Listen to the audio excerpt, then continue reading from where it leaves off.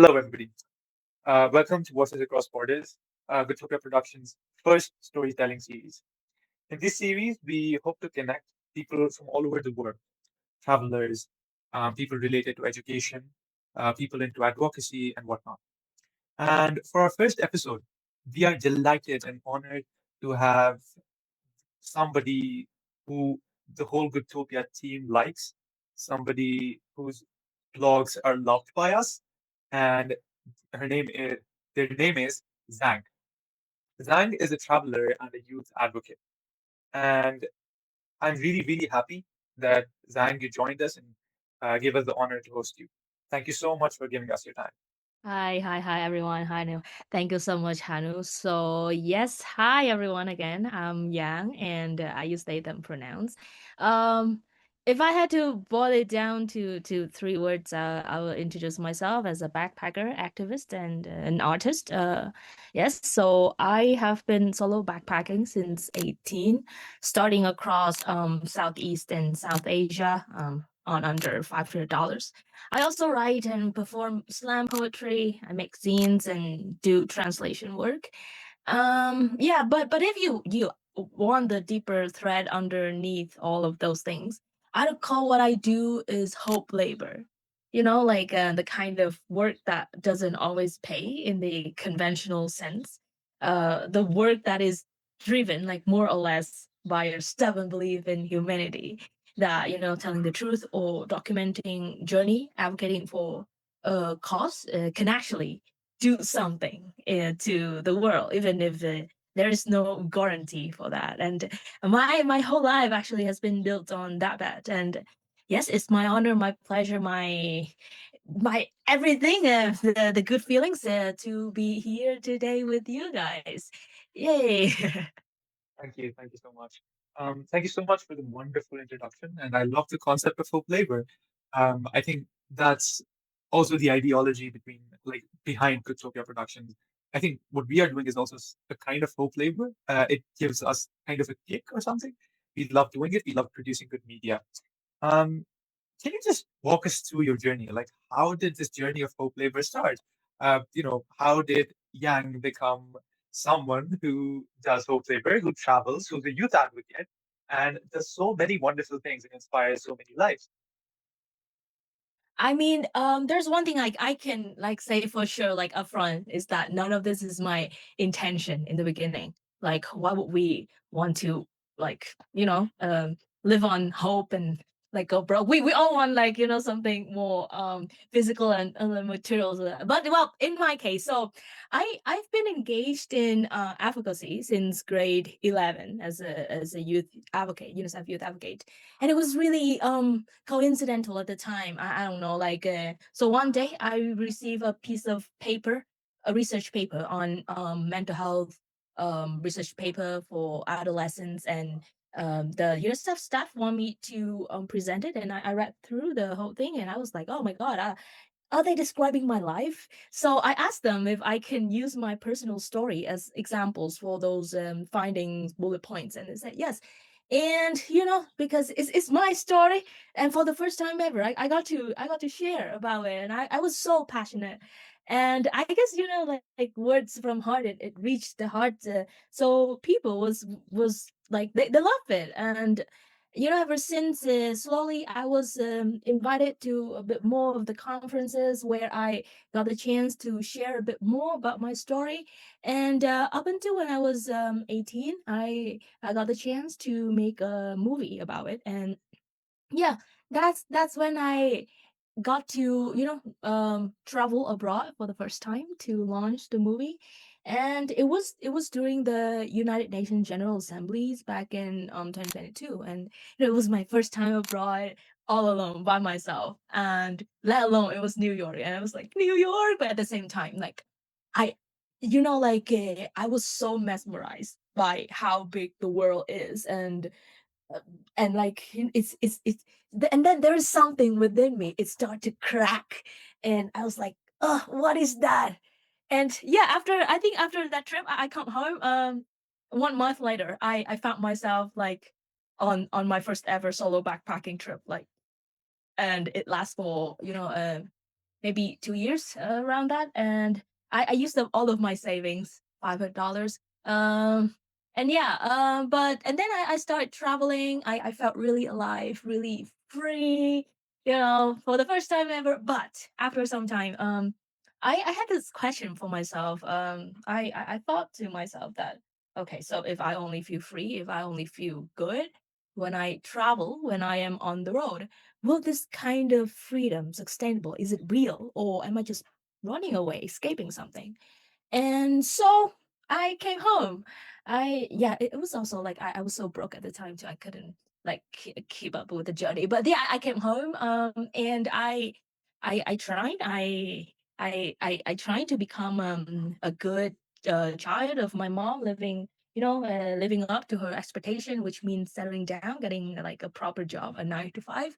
And yeah, believe it or not, I use all of my most of my like salary earned from that job to go to therapy, because I cannot stand that lifestyle. It was hard for me. So after another 2 years, I try a lot, and I think both every experience teaches something about ourselves, about life. So yeah, after all of the efforts, all of the like struggle to fit in, I once again like leave it behind and hop on this journey again, backpacking. And yeah, I'm now in Kenya. Yeah, and just like that. It's amazing. And honestly, what I can relate to the most is how you felt lively and you enjoyed, traveling. And I can see that right now because the energy you have within you, it's amazing. Um, One question that came into my mind when I read about your story and heard about you is that why does Yang do what she does? Like, why would somebody go to places with a backpack and travel? But yeah, you answered that how you feel that energy, you love it. But honestly, I come from a Kashmiri family. I come from India, which is kind of a very conservative, place. How did society react to your decision?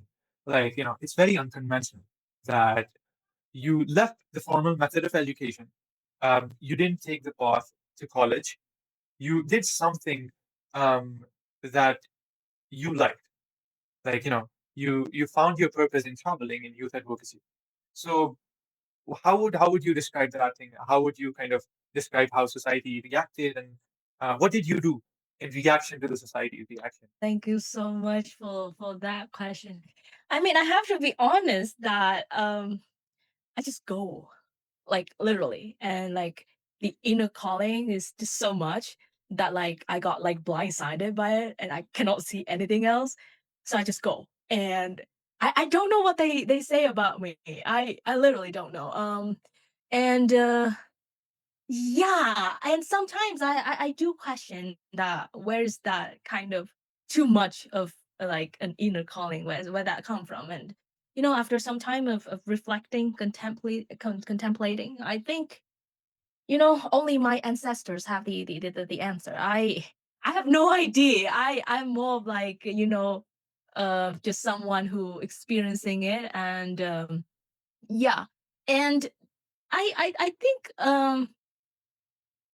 so I how to say, so there's something underneath that pool that I'm still excavating, and I'll get into it like more as we go. But if you force me, like, no, like you have to give me an honest answer, and polished version right now, then it would be like I do it because staying still has never felt like an option that I actually believed in.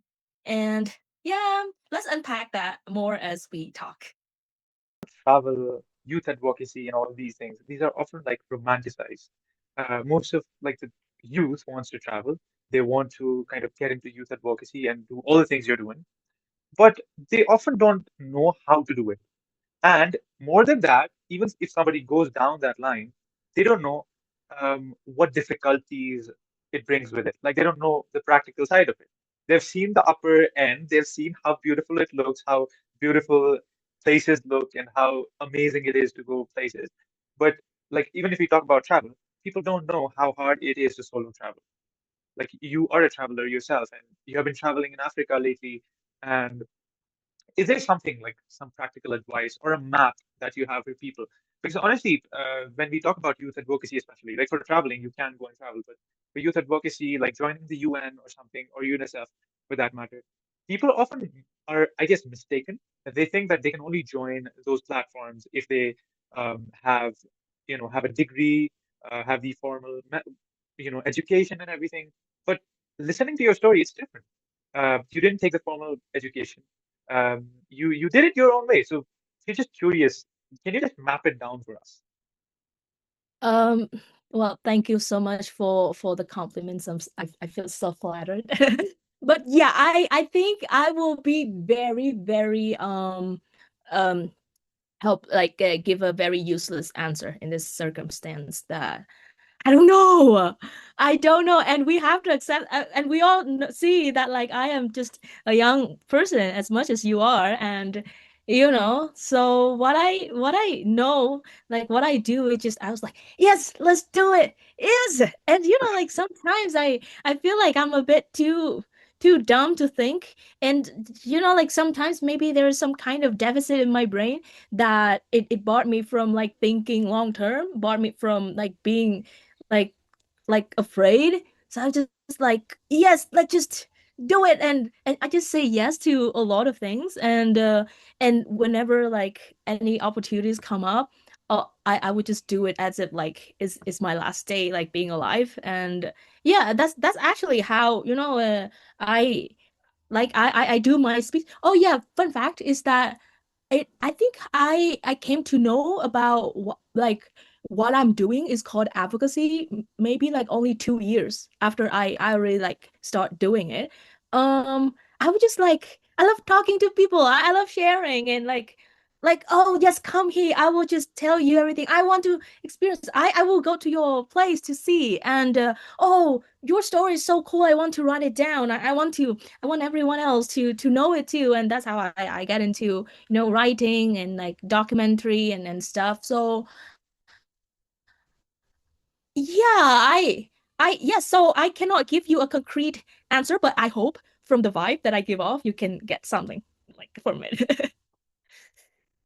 So yeah, really nobody has kind of a concrete answer for, anything they do. Even if you asked me to kind of go 2 years back and do whatever I have already done, I don't think I would be able to do it because I myself don't know how opportunities came in, and I like just grab every opportunity. And I think uh, the simple answer would be grab every opportunity you have and do whatever you love.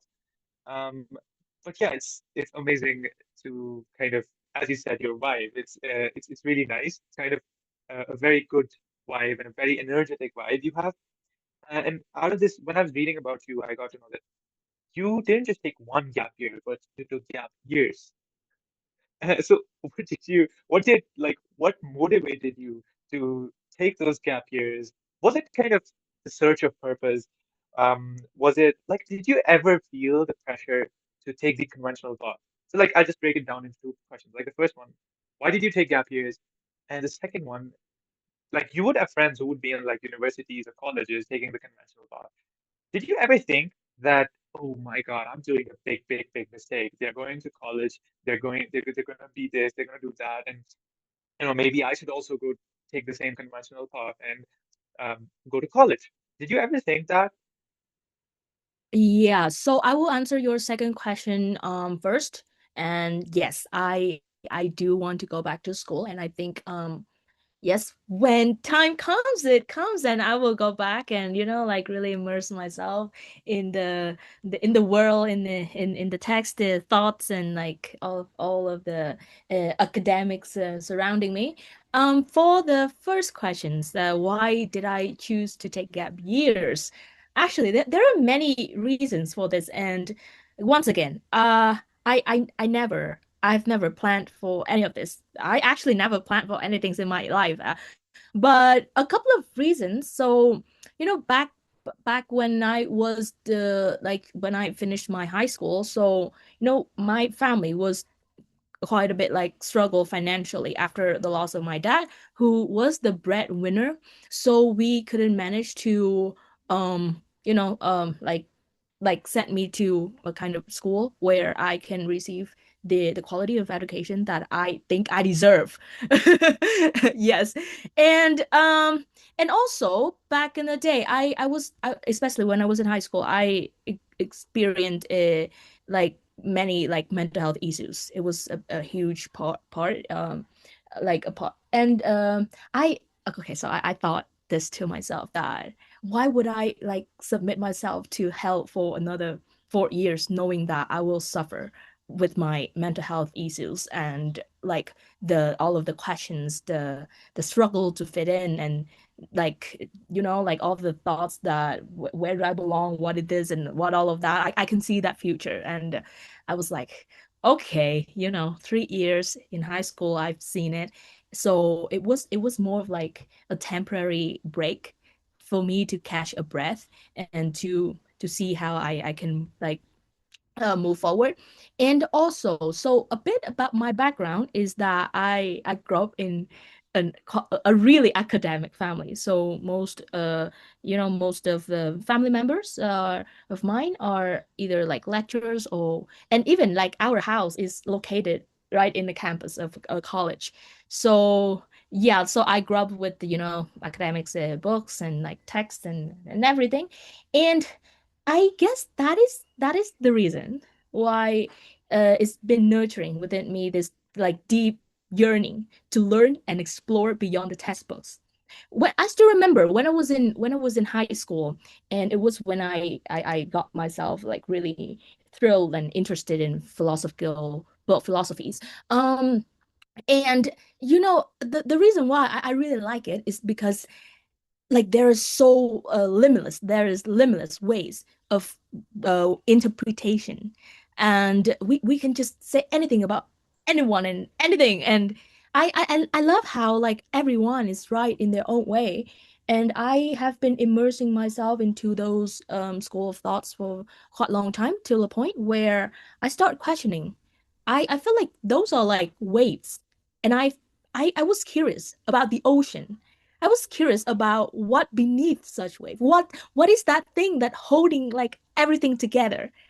So yeah, I was like, uh, just not put the book aside. I actually like still bring those books with me as I travel, but I decided I want to go and find out that what is the ultimate truth that hold things together. And I mean, up until now, I think I have not been able to find it out, but I think I'm confident that I am living it. I'm experiencing it.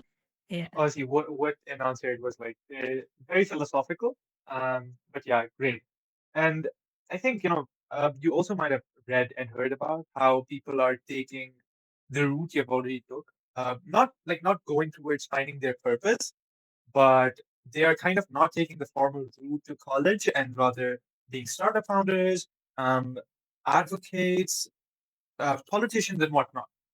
But how do you look at it? Do you think that the formal method of education is still somewhere important? Or do you feel that the new conventions of education which are evolving, like we have experiential learning? I had one of my guides who told me that, uh, Hussein, just take a gap year and travel and then go to college. And he told me that those 4 years of college wouldn't teach you as much as you would learn from this 1 year of travel. So I'm really curious about how you think it, like how you what do you think about this? Is it that the formal education is still very important, or is it like somewhat important, or is it that it is somewhere replaceable? Because you might have heard about Minerva University, which is kind of a new form of university which uh, takes you from one part in the world. You start your degree there, and you kind of travel around the world, like 7 countries, and then it ends in some other country. So even when we see that travel is getting into the formal education. So what is your take on that? So yes, I think I have spent like my last 4 years thinking upon this question, but I think I wouldn't go too deep in this, or else this will become like 5 hours long like session. But my short answer is that I have to admit that I do have my insecurity over the fact that I haven't got like my formal degree so far. And sometimes there are opportunities that I cannot take because I don't have the degree. But I think in like from another perspective, such insecurity is what motivate me the most to read and learn a lot. And you know, as I go, and because yes, I feel like I always have this thought. I am always so curious that like what are you guys learning at university? Like I want to know, and I was like, oh my god, like you guys spend like 8 hours at the university, and so like every day for 4 years, so you guys must learn a lot. So I was like, in order to keep up with like the knowledge that you have, that like you guys have, I also have to like you know, okay, I need to learn, I need to talk, and it's like yeah, so yes, is my insecurities is actually my motivation. And I, you know, I travel around, I see how having like learning is important. But the fact of like having a degree these days is getting like capitalized. It's a bit the conversation is a bit more complicated. You know, one needs that to get a job, or social pressure as well. But well, I think in my experience, I and I wouldn't say that my story, my experience is something that, oh guys, look at me, like I'm a success story. And no, I am aware of my privilege, of my you know, of my luckiness. That and I'm aware of it, like in the context, in the environment where I grow up in. It is some kind of like the odd ones out, and for such reason, you should not like look up to it and like point it to your kid and say, yeah, like Yang did that, now follow them. No, don't. But I think in yeah, I yeah, too much. I lost track of what I'm talking about. But yeah, so yeah, so what I'm trying to say is that it is pop. Mm, so yes, it is true that I am taking a somewhat unconventional path, but don't point at it and don't just blindly follow it. Like and yeah, I think overall general um you know, people talk a lot about degrees or like formal education, because it is important, it does matter. Yes, but so my I think my thought would be that maybe if I, you know, if I step out of my body and like look at myself and look at everyone else, and if I get to say something, I have to say that maybe you can trying to find a way to compromise, to find the balance point somewhere in the middle, like you know, like yes, taking the formal path and balance it out with a gap year where you can learn as much. Yeah, you don't need to go to the extent where I am right now. But yeah. Yeah, it is kind of that everything comes with its own costs. Like, like you said, without seeing everything, like without analyzing all the aspects of your life and without knowing yourself, you can't really take a decision. But do you at times feel that, are there any like problems that you face till now in like be it youth advocacy, be it traveling or anything? And moreover, are like finances a big part of your whole picture? Does it really matter? Yes, very much. Of course. I'm at the end of the day, I'm just like you guys living in this, you know, society, and trying to find my own way. But I would say that the hardest thing I find taking this path is the utmost freedom of being on my own, like literally. And like that sounds like a bit of a contradiction, but it is so true, because when there's no one else to consult, no itinerary you own to anyone, no one whose expectations you're managing but your own. So every decision becomes entirely yours to carry. You know, where to go, where to live, who to trust, what to do when something goes wrong at 2 a.m. in a city where you don't speak the language. All of that lands on you. And that is actually the gift, but also the weight. And the freedom is real, but it's also relentless. And you're never off duty from being on your own, being your own support system. And you know, I have to admit that I cry a lot, like a lot. Like because when I'm in a foreign country and I was like, "Oh my god, this is too much," and like, and I cannot go back. I cannot do anything. So I just like, okay, like cry, and then like after all of these tears are wiped away, I'll stand up and keep on walking. So yeah, that's the truth of it for everything. Like yeah. So I think it's like that's the major difference between like you and the other maybe travelers, that you go to a place and you kind of consume the place, like you stay there for a longer period of time, not as a tourist, but as someone who lived there, and you kind of take part in every single experience they have, and you talk to people, which is kind of your job, which many people call advocacy, but you love doing it. So out of that part, you would have interacted with a lot of people, lot of young people from different countries, and you would have heard to their, maybe problems, or like what do you think is like similar? What are the similarities between the current generation, like the Gen Z? What do you think? What are their shared issues? And do you think that some parts of the world have a different, mindset related to issues, and some parts have a different? What is your take on that? So yes, thank you so much for bringing this up because this is something that I've been like looking into and reflect upon a lot, especially last year. I had a documentary project in Indonesia where I make film about, social movement from young people perspective. So yes, so in my experience, the energy is real, and I felt it so vividly in the streets, in Discord servers, on threads, on X, social media, in the One Piece flags showing up from Jakarta to Kathmandu to Nairobi. And I think what's happening right now is in a string of unrelated national crises, but it's one global current with many local outlets where young people start voicing up and acting like really actively for their own sake. So I think each youth uprising has its own spark, but the kindling was identical. For example, in Indonesia, lawmakers granting themselves new allowances while daily prices soar lit the fuse, and anger deepened after an armored police vehicle killed a motorcycle courier. Or for example, just recently, in Kenya, youth led marches against tax hikes were met with armed police who fired on the crowds, leaving at least, I guess, like 31 people dead. And in Nepal, systemic corruption, political elitism, and social media restriction combine.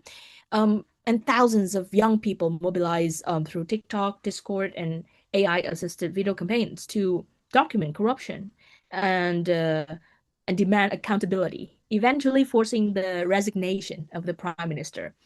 Or most importantly, most recently, we have the rising of the cockroach Janata party in India with the peaceful protest demanding, the education minister resignation. I was really, following the news about that protest because I find it really interesting. So what strikes me most is how the movement physically traveled. Each country recast Indonesia's blueprint in its own way, and protesters in Madagascar took inspiration from Nepal, which had in turn been inspired by Indonesia. We weren't just having that same feeling in peril. We were literally watching, learning, and borrowing tactics from each other in real time across oceans, language, and political system that, may seemingly like have nothing else in common. But another, but like on another note, stripping away the local vocabulary, things like corruption, nepotism, nipple kits, tax hikes, water shortages, or World Cup stadiums over hospitals. I think underneath it all is the same ache. We all want a life that doesn't punish us for being young in a broken system. And researchers has pointed to three recurring factors across these movements: frustration with inequality, authoritarian tendencies of elected governments, and the exclusion of young people from policymaking.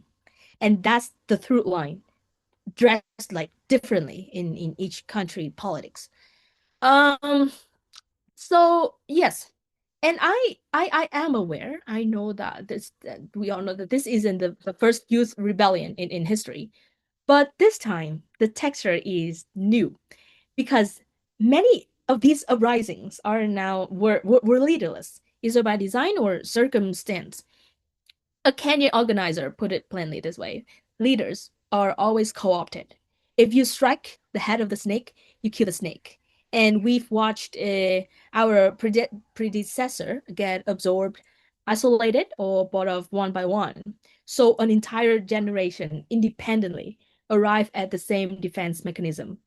Okay, don't give them a head to cut off. And I think we are fluent in the tools of our own time in a way no other generation protesting has been. Gen Z organizers use their chronic onlineness as a strength, rallying people through X, TikTok, Instagram, and Discord.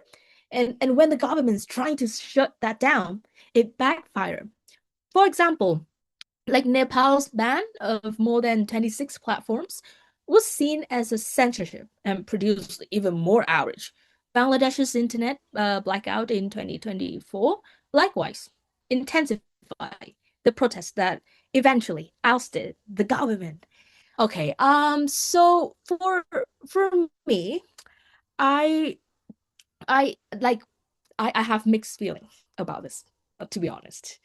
There's something that really thrilling and exciting about watching 20 years old in different countries arrive at the same political instinct without coordinating it top down. And but I sit in the wait as much when especially when I know that at least, like, for example, 30,000 people have been reportedly being killed in Iran's crackdown alone, or in Tanzania, over 700 civilians died during youth-led protest against corruption. Or, like, I guess like in 2024 with the finance bill, reject finance bill protest in Kenya, at least 3,000 has been arrested in June and July, June 2024 and July 2025 alone. And still, like, lots of my friends nowadays still share their stories, how they were in the protest and how, like, scary it was, and how it still have the effect on them, like up until this day. They said, like, like they go out on the street and there is chance that they cannot come back, things like that. Okay, so last but not least, my I think my biggest concern, like my real concern, would be that what what will come after the high, like energy can topple government in days. But moral authority can erode quickly if participants get absorbed into the system without any structural reform actually following. And the harder, slower work is everything that happened after the cameras leave. So I'm seeing like the early signs of that tension already. In Nepal, like, protest leaders said they've been frozen out the transitional government, and in Madagascar, youth have expressed frustration that a career politician, not one of their own, was chosen to lead.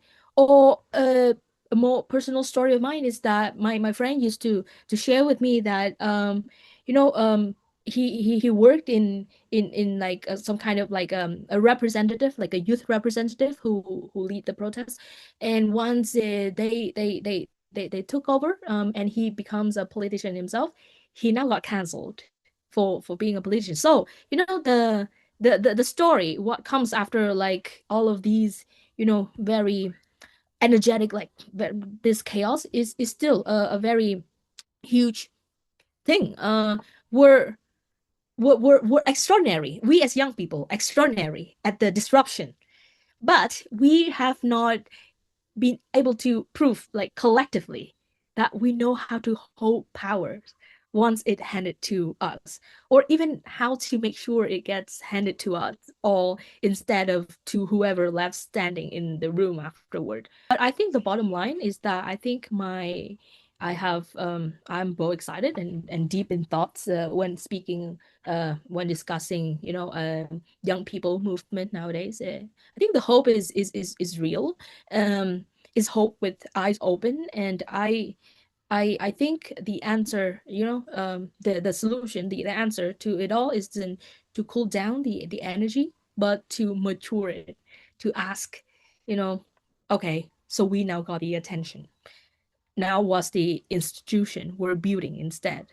And that is exactly the that one question is something that I keep returning to. And it is the one I think, this whole global movement should be forced to answer by country right now. Yeah. I think that answer really deserves an applaud, and I think the Goodtopia team is already applauded for it. And I think it's really kind of important, and we have seen it in past and in history how when movements are there, we really need to see, we should have backup institutions, or we should have kind of a plan of what we are trying to create. My question would be that communities are uprising, like there are so many communities that are being formed, and you, as you said, you like to kind of settle into a place, make relationships, be a part of that community. What do you think is like how do you make good relationships? How do you kind of be a part of the community? And do you think that there are some differences? Of course, there are, but do you feel that the cultural differences can play a big role in making relationships, or in, when you're joining a community, maybe like you visited India? So it would be kind of, you would have a kind of similar, way of thinking that, in Vietnam and India, because they both places are in Asia, so you will have kind of a shared mindset. But then you've also visited the West. You've been to America, as you said. Do you think that cultural differences play kind of a key role when it comes to making relationships and getting involved in activities or communities? And do you think that the people or the youth in the West has kind of different issues that they deal with, and the people of Asia, or moreover, uh, these Southeast Asians, like Vietnam, India, China, and all of us, we have like our different set of problems. Because if you go to the foundation of geopolitics, it clearly says that people start reflecting on bigger issues like environment, gender, and all of these issues once they deal with the basic issues, which are like if people have like the basic amenities, which is clothes, food, shelter. If they have all this, then only they'll get a chance to reflect on the bigger or the world issues. Whereas in West, you would see that have a different people have a different set of issues. They tend to focus more on those world issues, and we tend to focus more on our issues, which are kind of limited to our country. So how has your experience been with those two things? One, community building, and second, identifying those different issues in different countries. Yeah, thank you so much. That's actually a lot for a lot to ask for the two questions, and maybe you can give me 5 years and I'll come back with the book, and you have all of the answers already. That, but well, just kidding. So I think okay, I think I can reply with the second question first, since it's really quite obvious to me.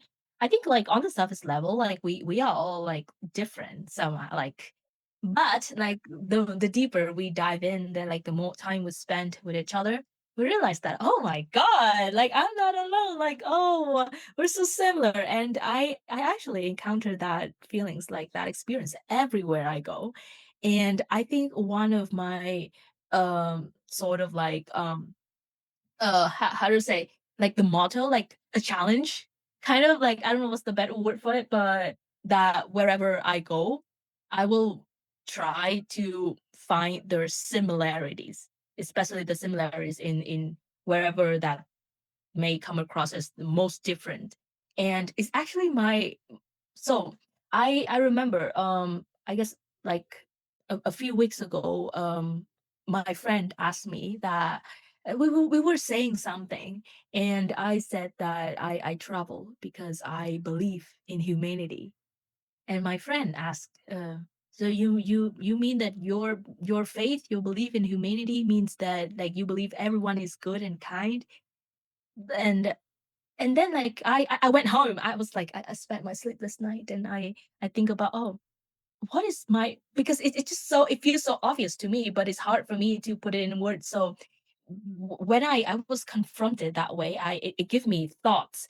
I went back home and I was like, oh, what is my faith in humanity really look like? And after some times, I come up with the answer for now for myself, that I believe that we as like human beings are similar at heart, and I feel like it's my mission, is my quest to go and experience and to understand and to like unearth such similarities that exist in each of us.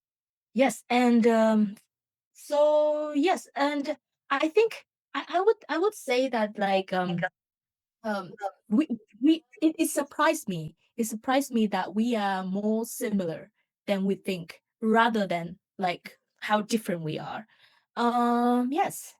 And for your first question about the community building, so yeah, just a bit of background. I mean, yeah, I love people, and like communities is a part of what our ancestors have been like doing, and even like it's not anything novel. I think it's novel to think that like we can survive as individuals without like communities. But yes, so but for me, so I have this challenge where I travel a lot, which I travel alone, so it may come across as some kind of difficulties for me to like find and build my own like village. But at the same time, it also gives me the chance to um get creative with building community, and like really understand, like really feel the importance of it. So first is that I try to travel slowly, like super slowly. And I think that, like if we move through a place in 2 days, we can only meet the version of it that's built for tourists. And I try to stay long enough that I am not a novelty anymore. And so my goal, my aim would be that, okay, I want to have a second conversation with the same person. I want to be remembered. I want to become a regular somewhere instead of a visitor. And secondly, I will try to establish genuine individual connections first. So I think community doesn't start as a community. It starts at one real connection with one real person. And I try to lead every new place with this instinct, that who is the one person I actually want to know better, not who is the most useful person I know. And on that note, I think my third like things that I do is that I try to make friends with friends, and sometimes friends, blah, blah, blah, like the list goes on, and that's how I have met lots of people. And yeah, I think like one genuine connection rarely stays singular. It tends to open into a small constellation if you let it. And like the friend you made introduces you to the friend who introduced you to there, and suddenly you are not meeting strangers anymore. Like you are being vouched for into this existing web of trust. And that's how I have made so many good friends here. And sometimes my friend back home in Vietnam like replied to my stories and said, "Have you become a Kenyan citizen so far?" Something like that. And yeah, which I'm really glad. And fourthly, make time to show up. And sorry. So yeah, make time to show up. This is the I think the simplest instruction and the easiest one to break. I still remember. Okay, sorry, I'm having a cough.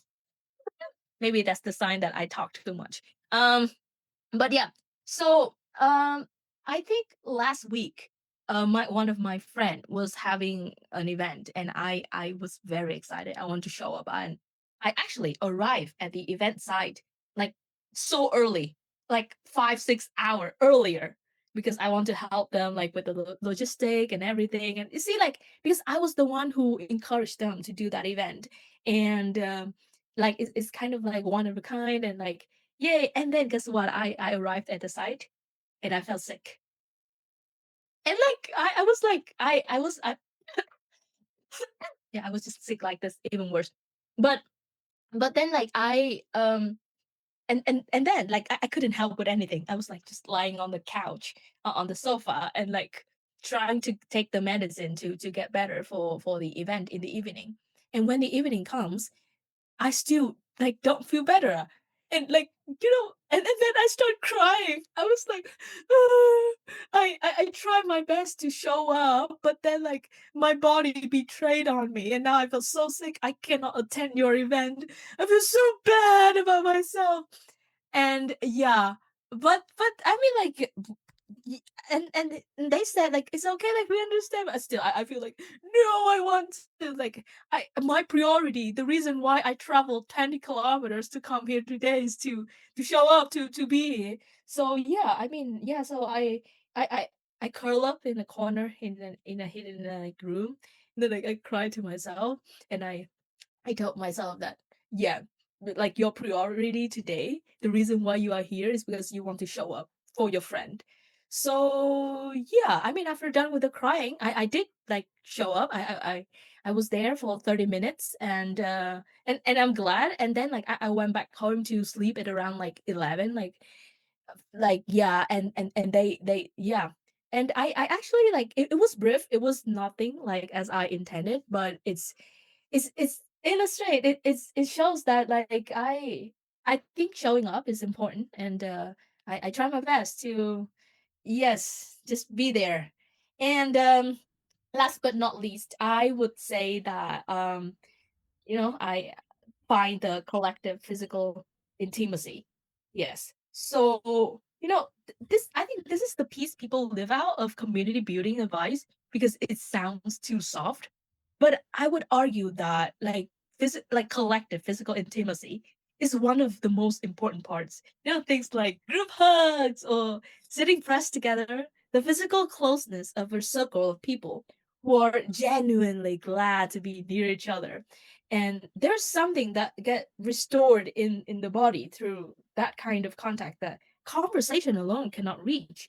And it's for me, like this is the part of what makes something feel like community rather than just network. And in my experience, so there's like a youth community here.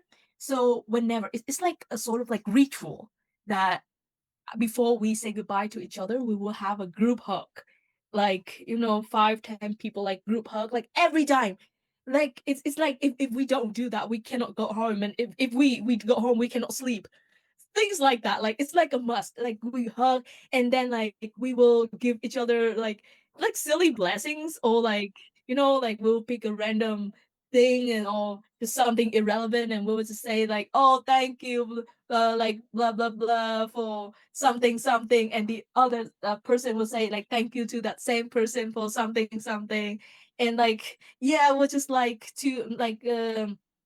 aliens on the street, like woo woo woo woo. But yeah, it's so fun. And yeah, that's what give me like the idea, like the knowing, the awareness that, oh, turns out physical collective physical intimacy is so important like this. And finally, of course, it is really nice to hear and read about your reflections. And finally, for many of the viewers around the world who are like 18 years old, trying to figure out life, from your experiences, um, what are the three things you would love them to remember, or you would like them to remember? And perhaps, is it okay to not have everything figured out at the age of 18? um am I allowed to use a curse word? Uh, I don't know, but maybe. Yeah, you can censor it later. So I don't have three. I only have one. I only have one thing to say. Yeah, my advice. Yeah. Uh, it's the all the advice are only true to the advice giver. So I think So yeah, fuck it, just go and create some mess and and reflect. Take time to think about it, and yeah, you're gonna get something out of it, and then yeah, enjoy the mess you make, and yeah. That's great. Yeah, just listen to yourself, and um, everybody has their like own lives, own experiences, and you should like create your own. And I also believe in the same thing. Rather than following somebody's path, you should explore something new and leave behind a trail for for others. And Yang, thank you so much for sharing your experiences, your reflections, your stories with us. And it has been a beautiful conversation. And honestly, we are really, really grateful to have you as our first guest on Voices Across Borders. And thank you, everyone, for watching. We hope today's conversation reminded you that there is not just one single way of living a meaningful life, and that sometimes the greatest lessons come from curiosity, community, and allowing ourselves to grow. And I'd today like to leave you with a quote by Anais Nin. She says that life shrinks or expands in proportion to one's courage. So until next time, whenever you're in the world, stay curious, stay compassionate, and keep listening to Voices Across Borders. See you in the next episode. Till then, goodbye. Yay! Thank you so much. Yay. We're done, right? Yes, Yeah. you're done.